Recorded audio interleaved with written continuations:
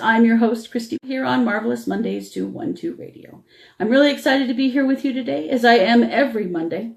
I would love it if you would join me in the chat by going to 12radio.com, clicking on chat on the left-hand toolbar.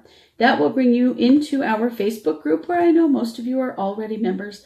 But if you're new, please ask to join, and my producer, Scott, will let you right in the door. I will be chatting there and taking your questions and comments about our topic today, and I will be taking requests for readings and healings, and I'll be doing a few of those at the end of the show. I'm in the chat room ×2, so you will see the pinned post at the top of the page is my banner. That's where we chat. That's where you post questions. But if you would like to watch the show, you can. You can watch it live on Facebook Live. The video is below my banner. You'll see that. So you can listen and watch, or just watch, or whatever you want to do. But I'm excited to have you here with me today. It's one of those days where you really start to question what the hell is going on in this world, isn't it? And I see now why I was prompted to write about and talk about conflict this week. If you read my Power Peak article, you know that I talked about conflict. You may have seen this conversation or this article and had this conversation with me on Kindred Spirits in the past, although it's always geared a little differently to what's going on right now. But I think talking about conflict is really, really important and something that we have to do periodically because it continues to escalate. Conflict is something that has never been not around in human history, but the last few years have been really, really full of it. You know, I feel like we go through periods of a lot of change, and when we go through a period of a lot of change, there's a lot of conflict. So I want to talk about conflict today. I'm going to share a meditation. I have the stone of the week, and a little later we're also going to do a group healing circle for the people who have been the victims of the shooting in Las Vegas. Something that I think that we always have to acknowledge. So we're going to do all of those things today. So I hope you hang in there with me for the entire ride. I want to start a little bit with my article in the Power Peak. If you don't get the Power Peak, go to 12house.com and subscribe. It's Mark Husson's newsletter. I write Christie's Quill, and you'll see several other great articles in there by C.A. Brooks and Mo Abdelbaki and Grace. And of course, Mark always keeps us up on what's coming up in the 1-2 family. We always have new things happening. Like we have a brand new radio show starting this week, and he's talking about that. So it's a great way to stay connected to what we're doing and to hear about what we all have to say about what's happening in the world right now. And, you know, we like to share that. So it means a lot to me to write that message because I have always felt like I needed to share what I have learned in my life with others. And I feel like I benefit from what I learned from you, and I know you'll benefit from what you learned from me as well. Okay, so to be perfectly honest, I hate conflict. I avoid it at all costs. I have always been an avoider of conflict. I don't like it. It is not an energy that feels good to me. But recently conflict has been unavoidable, as it regularly is. Things have been festering in lots of different ways, online, in personal situations. This past week was Pride in my area. Now, if you have been listening to me for a while, you know I was one of the original founding members of Pride in my city. And I was the president of the board for 3 years, and I'm now the past president. Yay! A few less responsibilities. But we just put on our 5th Pride, celebrated our 5-year anniversary, which was really quite an accomplishment for us, I feel like, that we have developed in big ways and have had some amazing things happen in our city. But as you can imagine, conflict occurs because not everybody thinks the same. Not everybody sees everything from the same perspective, which is just a part of being human. And also when you're stressed, when there's a lot going on around you, you know, extra pressure brings conflict. And so I know that I have dealt with several situations of conflict in the last week that have kind of been challenging because I'm a peace and love kind of girl. I want it to be that way all the time. Even though I know that conflict brings about change and that's a positive thing, I still don't like it and I still avoid it. But I've learned some really valuable things about conflict over the years that I want to share with you. Conflict can bring light to festering problems that have to be resolved. So conflict often brings something to light that we might not have realized. Somebody that's really struggling with something, you know, a little darkness that we didn't know was there, sometimes comes to light. And that's really good because it can be the beginning of a positive movement forward and change for everyone who is involved. You can also unite people in a common goal. Have you ever been united by conflict for a common goal to bring about a positive change regarding something that had to do with conflict? And in the long run, it does improve relationships in a lot of ways because it brings out truthfulness in all of us. Conflict does make us honest about our feelings, which is always a good thing. It's not always easy, but it is a good thing. So I love the Jimi Hendrix quote, "Knowledge speaks, but wisdom listens." I have a shirt that says that. There's an owl on it, and it says, "Knowledge speaks, but wisdom listens."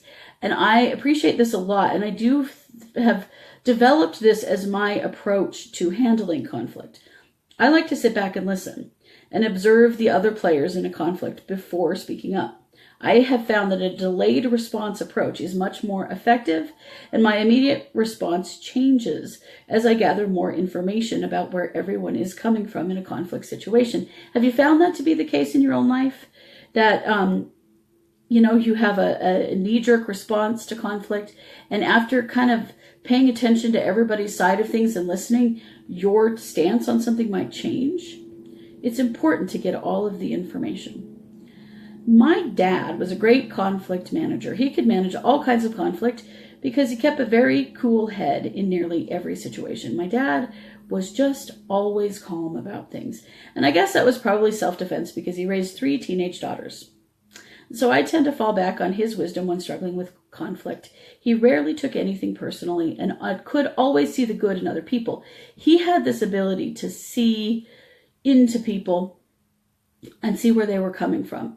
And so even something that seemed to be hurtful to him, he could see it for what it was, which was the truth of something that was coming out from them and not really about him. And that's a gift, most definitely. It's also a skill. And I have worked to develop it because that has been really helpful, because he worked really hard to see things from other people's perspective and did not jump immediately to judgment about anything. And so sometimes I get feeling a little hot-headed, which I get from my mom. My mom was a very fiery, intense personality, and my dad was this very calm, collected. They were a great combo. And so I frequently ask myself, what would my dad do in a situation? Because he would stay calm, he would listen, he would refrain from judging, and he would not take things personally. And he knew how to manage conflict with all different kinds of people because of that. So I find it troubling that as a culture, we seem to be moving to a place where we all have to agree or there will be conflict. I don't know what happened to lively debate and agreeing to disagree, but we just don't have it anymore. I can care for someone and not agree with everything they think or believe, right? After all, our thoughts and beliefs are actually not who we are. And where would we be without diversity? We need diversity. We need different thought. We can't all have all the answers all the time. We don't. We need other people. We need other perspectives. So, in nature, that diversity is required or an ecosystem collapses, right? That's a well-known ecological fact that healthy ecosystems are healthy because of diversity. That's true for us humans too, whether we like it or not. So are we headed for some kind of societal collapse if we continue to root our differences and polarize? Well, I don't know, but I do know that the energy of conflict is really strong right now. And I see it on all levels of relationship. I'm seeing it in lots of different places with lots of different people. And so it's something that I feel like we should talk about and we should look at. I also know for us, what do you want to call yourself? A light worker, a light warrior, someone who practices metaphysics or New Age thought. However you see it, you're a spiritual person. There's this erroneous belief that we don't get angry, that we don't have conflict, because we're just sitting on a cloud meditating 24/7. Well, I'm calling bullshit on that because it's not true. No matter what our beliefs are, we're still human. We still have the same responses and reactions. We still have the same emotions.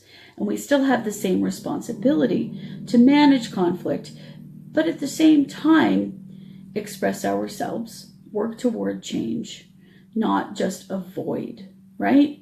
I get it. I am a conflict avoider. I know I am. But sometimes I have to take that up, don't I? I have to work on it. And this is what I want to talk about today. So I think we're going to do our meditation first.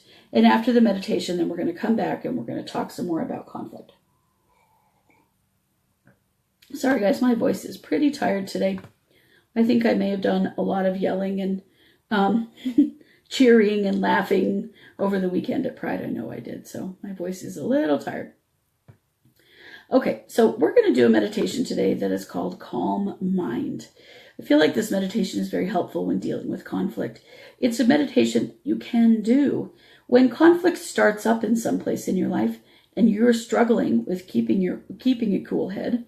You might go do this calm mind meditation first before you respond. It will help with keeping things calmer and quieter and keeping your head. So we're just going to do this together, and Scott's going to give us a little bit of music. So this is Calm Mind. Close your eyes and take a few deep breaths.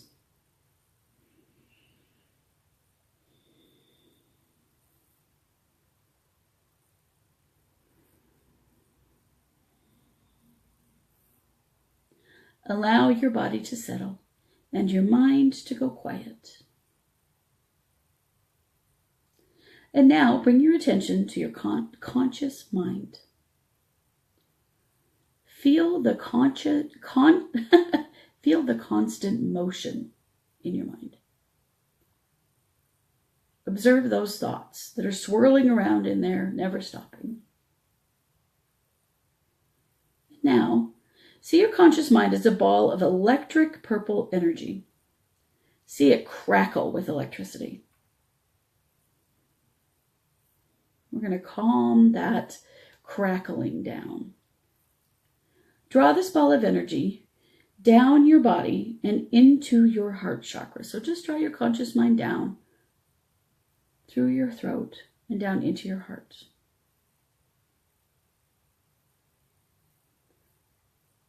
Allow the energy of your conscious mind to settle into a pool of calm, green energy in your heart.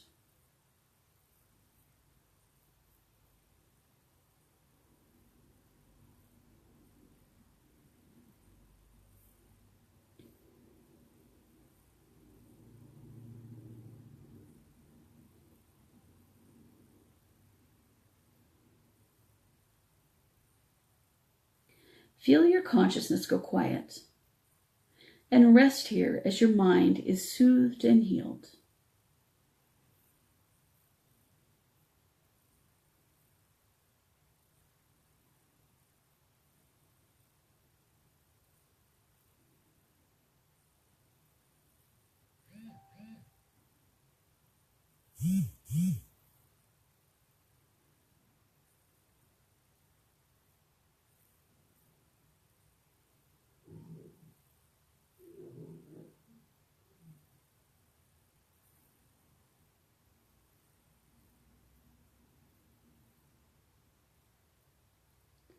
When the energy ball that is your consciousness turns to pale lavender, you are ready to return to consciousness.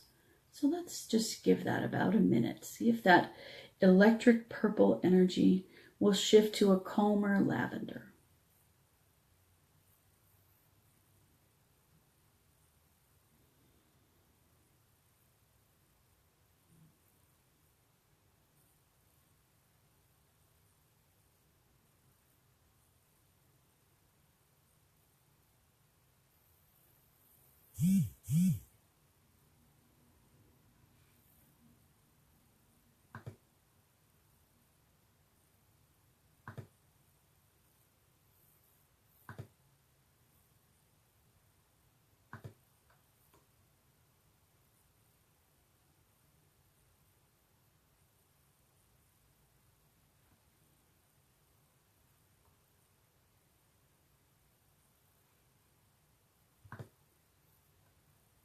Okay.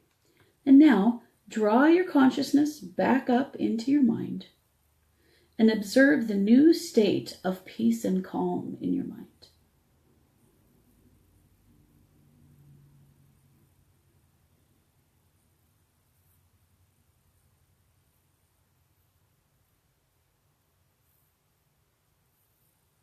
And now, take 3 deep breaths.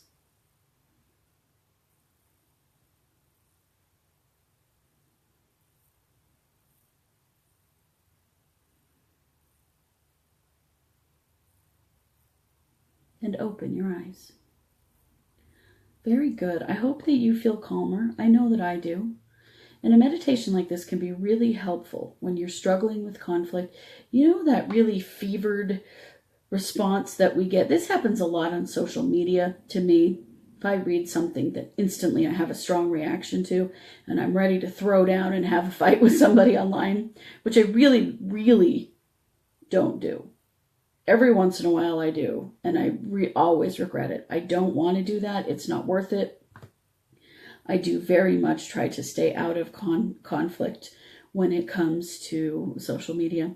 But one of the things that I do is I always take a pause and do something like calm mind before I do respond. And then I follow a few steps. So these are some guidelines that I follow that I encourage you to consider as a part of your philosophy for managing conflict. First of all, take a little time to think and observe before reacting. I sometimes take 24 hours before responding. If something is really high intensity and I need some time to be clear about my position on something without creating conflict or encouraging and continuing conflict, I might take a whole day before I respond. And I definitely do calm mind, do other kinds of meditation, different things to bring the intensity level down for myself before I respond. One thing that I know about conflict is that conflict takes 2, at least. If you don't engage in conflict, it just sort of stops, right? The game ends. And so you have a choice whenever it comes to something like that. Another thing to ask yourself is this really important? Does it really matter? Does it actually apply to me? If it does, stand up for yourself. But work on being calm before you do. Work on using I statements. Don't attack other people. Say how you feel. Say how something makes you feel. Say how being, involved in this feels to you. Keep it about yourself to bring the level of intensity down. Be respectful and remember that we are all human beings and our value is not determined by our beliefs. Now that is a tough one, and that is one that I know is up for debate all the time right now, is that our value is not determined by our beliefs. I'm a human and I have value. Whether you know anything about me, you don't need to know my gender, my sexual orientation, my religion, my race, my cultural orientation, my ability, status, you name it, none of those things matter. I have value because I exist as a human being. And that is true for all other human beings as well. So remember that the person that you are speaking to has value exactly the same as you do. Take a break. Sometimes when conflict is occurring, we need to step back and get perspective. If you feel yourself getting angrier and angrier and you see a situation escalating and it becomes this ping pong game of back and forth insults or back and forth anger and frustration that's getting bigger and bigger, someone needs to stop. Someone needs to take a break. And it can be you. It doesn't matter who it is. Don't get hung up on, well, the other person should. No. If you don't want conflict to continue and escalate, step back. Stop responding. Take a break. Allow change to happen. What feels like a loss in the moment will likely be a positive later on. And this happens in conflict often. You feel like you're losing something in a situation or in a relationship, but in the long run, it may actually be a positive. So allow things to play out. Look at the world and your life on the level of the big picture. We get really stuck in the little details. This happens a lot in conflict. We get nitpicky about certain words, or, very small issues of timing come up frequently in conflict. They did for me this week. The thing is, none of that matters in the long run, does it? No matter what, remember that we are all in this together. Conflict will change our relationships and move our lives forward. As with everything, it is not the conflict itself, but how we handle it that is the most important. And so really being intentional, taking the time to think through your response in a conflict situation, choosing whether to participate or not in the first place is really important. I help admin a bunch of different Facebook pages and groups. A lot of them are for the LGBT community in my area.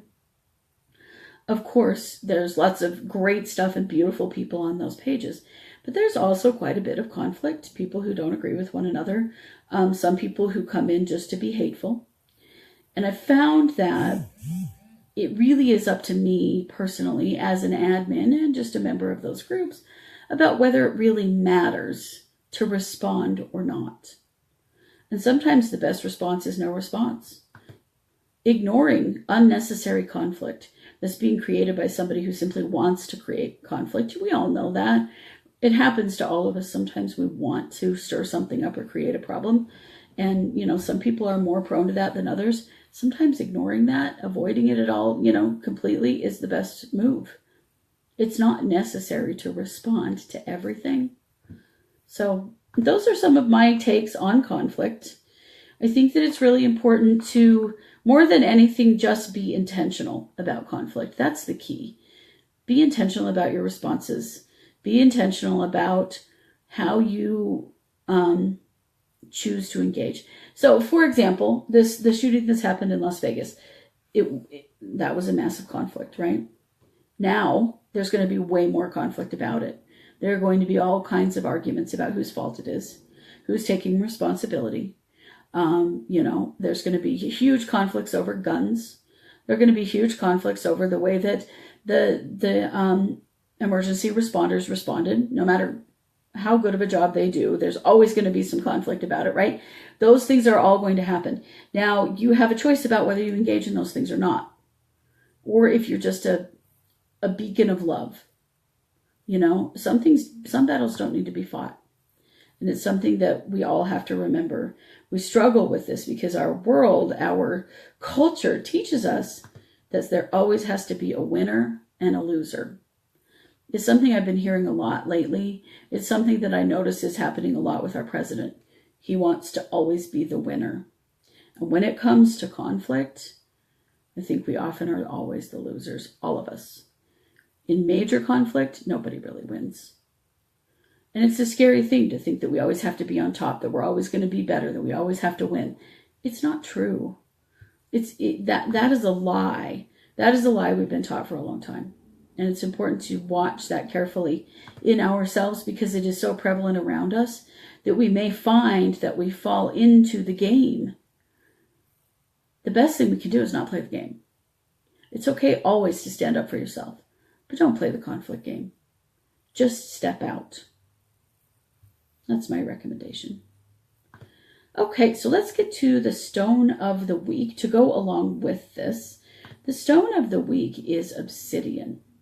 Obsidian is a stone that I love. Obsidian is a stone that I have been collecting and been around my entire life because I live in East Idaho and we are a very volcanic place. I live right outside the Yellowstone caldera. So the big Yellowstone supervolcano and the Island Park caldera, which are two very big volcanoes. And so lots of what we see as mountains around us are made of obsidian. And so as a little kid, I started picking up obsidian. This is probably the first rock that I ever actually collected in one form or another is obsidian. So I shared in the Facebook chat, but I'm going to share on the video as well. This is rainbow obsidian. Rainbow obsidian. You can kind of see the rainbow flash in the video if you're looking at that with this is, it's the way that this obsidian cooled. So obsidian is volcanic glass. And the way that it cools and the other minerals that are in it and the way that it lands and all this stuff determines some things about it. Sometimes it's just black. Sometimes it's rather clear. Sometimes it's different colors. There are all different colors of obsidian all over the world. And sometimes it cools with these awesome rainbow concentric rings in it. And I love rainbow obsidian particularly, but I love all obsidian for helping us to ground. It purifies the aura and it promotes a sense of safety. And when it comes to conflict, the thing we have to remember is this. Everything that underlies conflict is fear. There is fear underlying conflict for all of us. And so getting to a place where we can feel safe is an important part of dealing with conflict. And so that's why I recommend obsidian. Obsidian is a great pocket stone. You know, when it comes tumbled, it's very smooth. And so it's a very nice palm stone. It's a very nice worry stone. And it's a great energy to keep with you. So I recommend that you get some of that when you're dealing with conflict and anytime you're dealing with not feeling safe and needing a sense of safety. This is a great stone to help with that. Just want to get to some of your comments in the chat.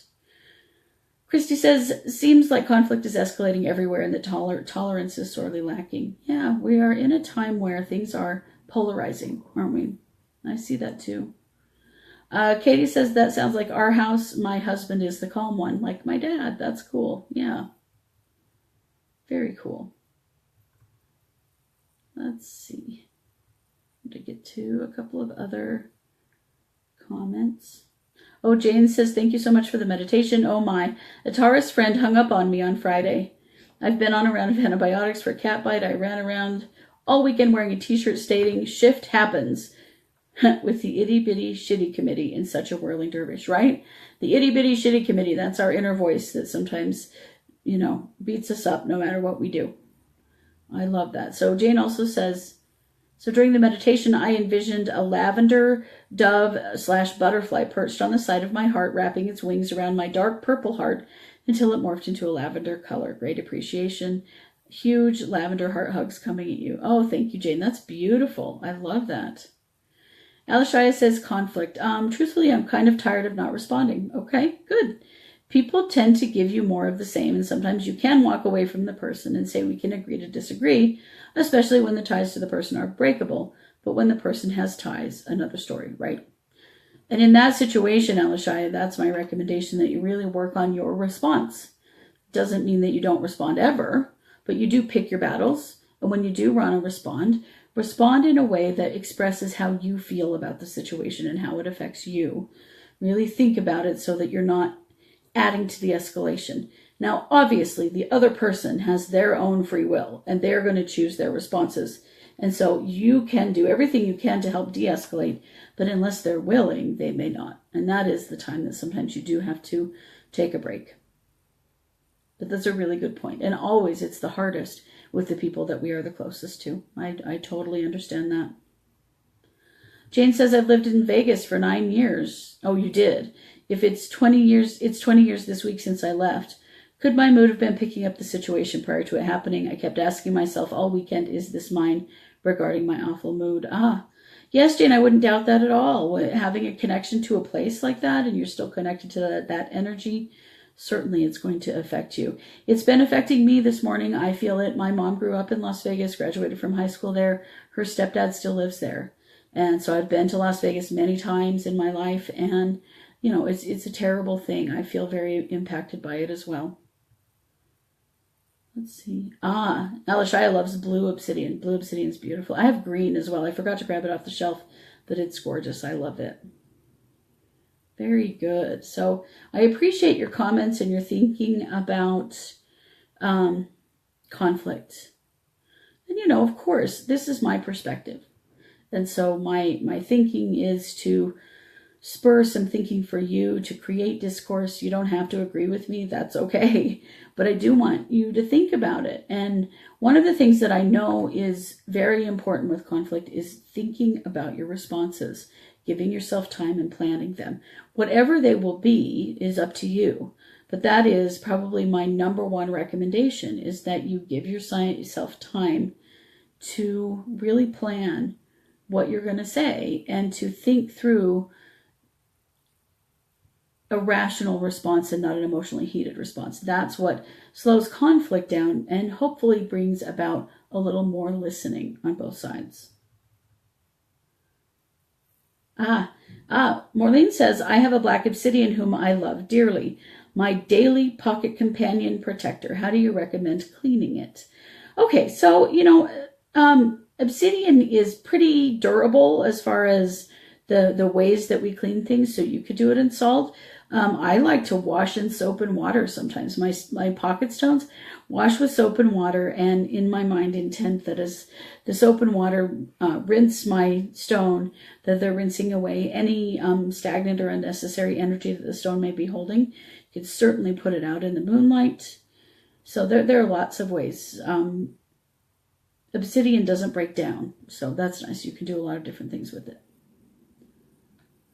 Okay, so I do want to get to your questions and your requests for readings in the chat. I am going to get there. But I first would like us to do a little group healing circle because, there are some people really hurting over this shooting in Las Vegas. And of course, I think we should include all victims of mass shootings because there are so many. And we move on with our lives if we weren't directly affected, but those who were are stuck in that place for a long, long time. So I think that we should do a meditation together for all of those who have been affected by mass shootings. We're going to specifically focus on Las Vegas, but this energy is meant to go out to everyone who has been affected by a mass shooting. So please, if you're able, please close your eyes and join with me as we send healing and peace to those who have been affected by mass shootings. So first, I want you to bring your attention to your own heart chakra. I want to envision your heart light flickering there. There's a tiny little light flickering in everyone's heart. It's a spark of your soul that is in your heart. Notice it first in you. And then in your mind's eye, all of us that are listening today, I'd like us to take hands. So all of us together, just visualize standing in a circle, holding hands with someone on either side of you who is listening today. And as we make those connections with our hands, look out around the circle and note that heart light that you have is also flickering in the hearts of everyone in our circle.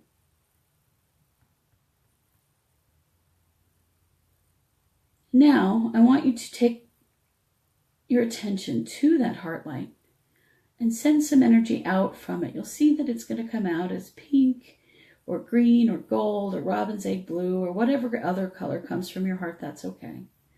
We're going to beam energy from our hearts into the center of the circle. You're going to notice this large ball of energy beginning to form. We're building a collective ball of energy, a collective ball of light. In your mind, think the intentions that you have for those who have been affected by a mass shooting. What is it that you want to send to them? I'll say some of those words out loud, but please think them as well. As you do that, we are creating energy with our intention. So I want to send peace. I want to send resources. I want to send love. I want to send healing, understanding, long-term support, protection, friendship. I'll give you a moment to add to that as you see this ball is getting bigger and bigger. It's floating up above us now because it's bigger than we are as a group. As we send energy to it, it continues to grow.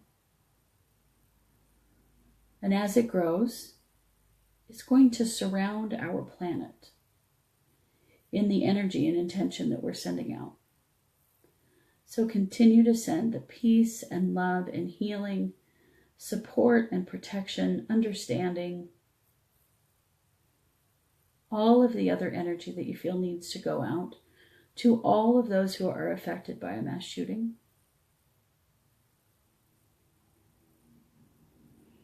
We feel this energy now surrounding the planet, affecting everyone. As you look out, you can see the heart lights of everyone on the planet. Just take a moment to view that. It's like billions of candles flickering in the breeze. This is how we know that we all have the same value. We all have the same light in our hearts. Let's just allow that energy to surround the planet and bring whatever is needed to all of those affected by mass shootings everywhere. We hold this energy, we hold this space. We're sending this healing out in all directions of time so that it's present for everyone in the time that they need it.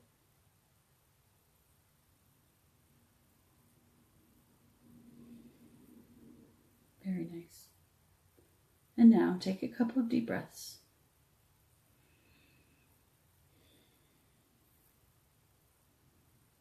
And open your eyes. Lovely. Thank you so much. I could feel you and see you all out there, and I appreciate your presence here with us today and sending that energy out to those who are affected. And of course, if there's any other way that you can assist, I saw something pretty funny, a meme the other day that was it was a picture of the back of an empty truck, like an empty semi, and it said, taking a load of thoughts and prayers to hurricane victims. And I thought, our thoughts and prayers can be with people, but we really do need to provide other resources whenever we are able. So if there are funds set up to assist, if you can give even $5, that's definitely something. So always try to give whatever you can on the spirit plane and on the material plane. It's important for all of us. Thank you so much for your presence and being with us during this time. Christina says, I always carry obsidian with me when I leave the house. It helps not picking up everyone else's stuff. Yes, it certainly does. And thank you for saying that, Christina. It is an aura cleanser. And it certainly does help with not picking up other people's stuff. It kind of gives us a little bubble of protection. So get yourself some obsidian if you don't have it. Honestly, obsidian is a really easy stone to get. It's inexpensive. You can find it in any store. Where I live, I can find it laying on the ground in a lot of places. Probably not the same for you, but it's an easy one to get. Okay, so I want to get to some questions here in the chat. Let's see, Liliana says, I would love an energy clearing. After last week, feeling so down, something within me pulls on me. I am ready for positive outcome. Okay, Liliana, so let's take a look. Okay, so Liliana, first of all, your bubble is so full of other people's emotional energy. You've really been picking things up. You're one of those empathic sponges, and that's okay. That's just how a lot of us are. So remember that sometimes when you feel really down, even if you have something to feel down about, it may be really amplified if other people around you are also feeling down. So I want you to go get my Clear Your Bubble meditation and do it every day. I feel like you need to do it after work or after contact with other people because you're picking up so much. So let's just pull that energy down. We're going to clear your bubble right now, but then I want to encourage you to get that. So Clear Your Bubble, as well as Calm Mind, the meditation we did today, and lots of other meditations are available for free download on my website, christybrower.com. Click on free meditations and you'll see all kinds of meditations there. They're all free. You can download them as MP3s. They're all meant to be a meditation and an energy healing in combination because that's just what I do. And they're on all different kinds of topics. So feel free to go get those. Pit Liliana, I feel like you really need that. I did clear your bubble. I think you're going to be feeling a whole lot better. So thank you so much for your question. Let's see. Janelle says, good morning. Love the meditation. Is it possible that my purpose right now is to just be a guide for other people, not really find companionship. Seems like I meet someone, and unbeknownst to me, there's a storm brewing within them, but somehow I'm able to help them calm or overcome. But then for whatever reason, it ends. But without fail, at some point, they come back and ask for a second chance and tell me that I was the best thing that ever happened to them. Is it possible to be too kind and too giving? Okay, this is a great question, Janelle. Well, sometimes this comes down to boundaries. If you are giving more than you want to give, if you are being kind in situations that are harming you, then yes, it is possible to be too kind and too giving. Because if your kindness and givingness is actually taking from you and hurting you, that is a problem. Now, I understand entirely attracting people who need help. It has been the story of my life forever. My wife says that I have an invisible neon sign on my forehead that says social worker, because I am one, and have always attracted people into my life that need help, that I am able to help. But I agree that it can be difficult to hang on to relationships because then people move forward and they don't see you so much as your friend, as their friend, as they see you as their spiritual counselor. I feel like it's important for you to turn that much kindness and giving and love on yourself. You're putting it all out there instead of keeping some of it for you. That's really important. And it is okay to set boundaries. You don't have to take on everybody else's problems all the time. That is not necessary. And it is not required, okay? And I think that being there and guiding and supporting people is part of your life purpose, yes. But does that mean that you will never find companionship? No, it doesn't. But it does mean that it's okay to set boundaries with people. And also, if you've been there to support and guide someone through a very difficult situation, and they come back and want a second chance, only give them that if that's what you want. If they are now someone who makes a great companion for you and not someone who just needs something more from you. But I think the biggest problem is that you aren't giving enough to yourself. You're not holding your standards high enough and protecting yourself from bad situations that take too much from you. That affects really what you're projecting. And so you're projecting out into the world that you're here to save people, not that you're here to be in an equal supportive relationship. So think about that a little bit. We can work on that more together if you want to. I do work with people on what you're projecting, what's coming, what's emanating from your energy body does attract people to you. So you have to really be clear about what is it that you're putting out there. Because I think what you're putting out there is not quite what you mean to be putting out there, okay? So we can work on that some more over at One to Listen if you would like. But thank you. It's a great question, and it's one that many of us go through. Laura says, I would love an energy clearing, trying to stay calm and clear-headed in a family situation so I can be most helpful and know what is mine and what is not. Okay, so definitely do the calm mind meditation, Laura. I think also it's important for you to do the clear your bubble meditation. Do those two exercises regularly to keep this situation in check. And I love what you're doing to be very clear about what is yours and what is not. This happens to us as empaths. We take on other people's energy and emotions, and then we start reacting to them as though they are our own. And that can make things very intense for us. So be sure that you continue to work on that. But those two meditations would be helpful for you. Let's see. Rebecca says, I'm wondering how to increase my psychic boundaries. Good question. Very good question.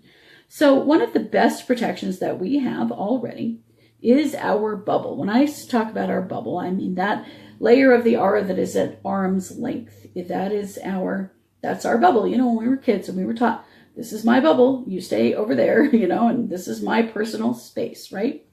So it is protecting that personal space and strengthening your aura at that level that increases your psychic boundaries, that increases that sense that people cannot push through, take from you, give you burdens that don't belong to you. So two of my meditations, Rebecca, that are meant to do that, I guess it's all about my meditations today, guys, but are energy breathing and clear your bubble. Energy breathing strengthens your arc field. So it strengthens your entire energy body by keeping you grounded, keeping your energy body clear. That's a really important part of this, is to strengthen that level of your aura so that you are in a clear space. You have your own space between you and other people. Clear Your Bubble also does the same in a little bit different way. And so I would encourage you to get those 2 meditations and use them regularly, and really start thinking about keeping your space separate from those around you. Our thoughts really do control our energy bodies, and we have a tendency to forget that sometimes. And we think we don't have any control over this, but we really do. So consider using things like a visual of the wall of bulletproof glass between you and someone else. If you feel like they're pushing their way in and you don't want them to, set that up for yourself. Create that space where they're not allowed in. You have the right to say that. So it is about direct thought and planned thinking that controls your energy body, that says you're not allowed in, or this is not okay with me, or I'm not going to do this. So think through that, Rebecca, okay, and try those 2 meditations and see if you have more questions for me. I'd be happy to work with you on that over at One to Listen. Let's see. Okay, so Jennifer says, for what I'm experiencing, I first am needing to create the boundaries with people. Some people are mortified because they were able to cross boundaries with me in the past. Right, okay. But in establishing the boundaries, I'm finding it easier to be able to step back when people are not able to stop. Good job. And you know what? That response is normal. That is to be expected. If other people are used to being able to push your boundaries and get you to do things you don't want to do, or put their burdens on you, when you start setting your boundaries and pushing back and saying, nope, not my problem, you're going to take care of this yourself, I'm not taking it on, they will have a strong reaction to that, because that is different than what they're used to with you. So I think it's really important that you remember that and keep working on it, and you're doing well. And remember this, be kind to yourself, Jennifer. Occasionally, you're going to fail. Occasionally, you're going to let somebody push you. Don't beat yourself up for that. You're changing a really big pattern inside of you, and it does take time for that to change. But keep working at it. Keep establishing those boundaries. The people who really matter in your life, the people who truly love you, and the people who, really want to be in your life are going to respect your boundaries, are going to respect that change. They may struggle with it a little bit at first, but ultimately they will accept it because they want you in their life. If somebody continues to push and push and push and finally gets mad and leaves, it's because ultimately they were really there to just take from you to begin with. It is a great way to determine which of your relationships really have value and long-term stability. Okay? So good job. And I know it's hard, and I appreciate you bringing that up and mentioning it to us. And, certainly this here in 1-2 Radio is a place where you can get support for those things, because it's challenging. I get it. Okay, Katie says, if you have time, may I have a message or clearing? I hate my coworkers, and I'm doing my best to be happy here. Oh, Katie, I know. And I know you're working on it. We've talked about it before here on the show. And, try to keep your perspective that your job is not about your coworkers. Your job is about paying your bills. And sometimes when you are in a place where you dislike people strongly, the best way to do it is just to keep your head down and do your work. Don't engage. Don't tell them personal things, because that encourages them to tell you personal things. Keep up your wall of bulletproof glass and really work on trying to have compassion for those that you work with. If they're difficult, if they're angry or frustrated or rude or whatever they are, there's probably a reason. There's probably something going on in their life you don't know about. So try to have compassion for them. Try to send them love as much as you can, but set clear boundaries. You don't have to be friends with your coworkers. A lot of us have been in the past, or are in current jobs, and that's kind of an expected thing in a lot of workplaces. But ultimately, you're there to do your job. You don't have to be their friend.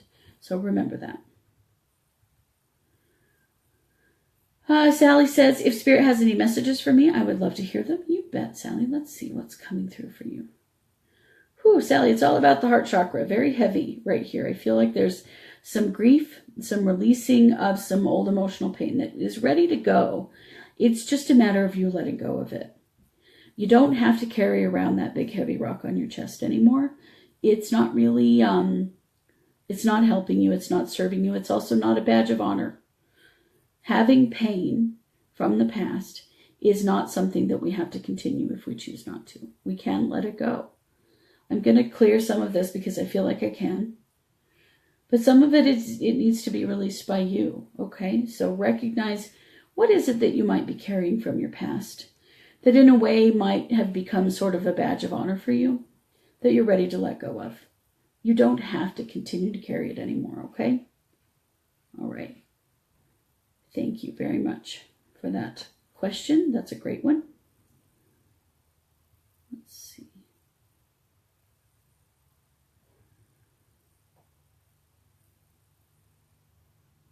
Okay, so there were a couple of questions about past lives, and I wanted to see if I had time to get to them, because those take a little bit more time. But let's see what we've got going on. I do a lot of past life reading in case you wanted to know about that. If you have questions about your past lives, I don't actually do past life regression. I just do past life readings. And so if you want to ask questions about your past lives, something that's affecting you right now. So Sandy says, any past lives that may be playing a role in my life right now? Yes. Okay. So I do feel like there is a life in which you have a relationship with someone in your life right now that you had a relationship with in a previous life in which you were rivals. So there was the constant one-upping each other, the constant battle for who's the best, who's the smartest, who, those kinds of things, that constant one-up battle. I feel like it was a sibling in a previous life. I'm not sure if it's a sibling in this life. It was two female. You were female, and so was the other person in your previous life. I'm not sure. I feel like it might be male-female this time. Like that may be a male in your life that you're having this experience with. So the thing about past life experiences like that is that one of the things we can do is pull your cords to that life. It separates your energy from that life and this, so that you can deal with only the issues that actually exist between you and that person now, and let go of the things that came from the past. The past stuff increases the intensity about current life stuff, and it also muddies the water. It's confusing because you're trying to work out some problems and situations that don't have anything to do with this lifetime. So you're not really able to resolve them because you're not the same people that you were then. So Sandy, we could pull that cord and help you to move forward from that if you would like. She says, I think it is my most recent ex-boyfriend. So, okay, let me know in the chat. I'm going to go on to my next question, but if you want me to pull that cord, I will. And we could work on that some more in a reading over at 1-2-Listen, because it's a very good question, and one that comes up frequently when it comes to past life things. Hang on one second. Sandy has responded to me again. She said, yes, please. Okay. So I'm going to pull your connection to that life. It helps to bring down the level of intensity so that you can deal with what is just now, and not all of those other things. And if you want to allow that relationship to dissipate from your life, you can. I feel like you probably feel like you can't quite let go of it right now, but with this clearing, you should be able to. Okay, so now you are no longer connected to that life, just so that you know. I would love to work with you more on that if you have more questions. Alishaya also had a similar question, so I've got 2 minutes. I'll do my best, Alishaya. If time permits, would love to know which past life has the most impact in this life. Oh, now that's an interesting question, because it really is not only just one. It never is. Never is just one. But I will say, okay, so I'm seeing a life of yours in which you died young. You died as a young child. You were neglected. It was a situation in which you were not cared for. You had parents who really didn't take care of you. Ultimately, you became very ill and passed away, and it was unnecessary. The neglect is what killed you ultimately. And so I feel like in this lifetime, that impacts you significantly, because you feel unsupported even when you are. You kind of always are not sure if people are really going to be there for you, and if you're ever going to have enough as far as material support is concerned because of that experience.